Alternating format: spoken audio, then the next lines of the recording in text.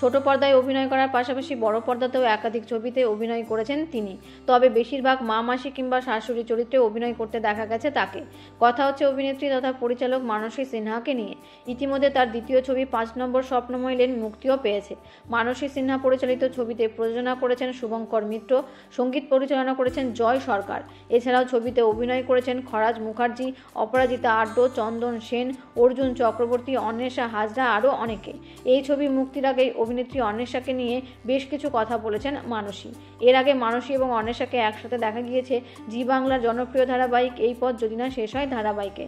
মানসীর নতুন ছবিতে অন্বেষাও থাকছেন একটা গুরুত্বপূর্ণ ভূমিকায়। এই প্রসঙ্গে মানসী জানান যে অন্বেষা নায়িকা হতে জন্মায়নি, অভিনেত্রী হবে বলেই ও এসেছে। ওর পা মাটিতে থাকলেও শিকড় যেন চারিদিকে ছড়িয়ে রয়েছে। এই ছবিতে কাজ করার পরে ইন্ডাস্ট্রি থেকে আরও ভালো কাজ পাওয়া উচিত ছিল অন্বেষার। ওকে ঠিকমতো কাজে লাগাতে পারলে ও অনেক দূর এগিয়েও যাবে। তো বন্ধুরা, এই অভিনেত্রীকে আপনাদের কেমন লাগে তা কমেন্ট করে জানাতে পারেন। আর বিনোদন জগতের এমনই নিত্য নতুন আপডেট পেতে চ্যানেলটিকে অবশ্যই সাবস্ক্রাইব করবেন। ধন্যবাদ।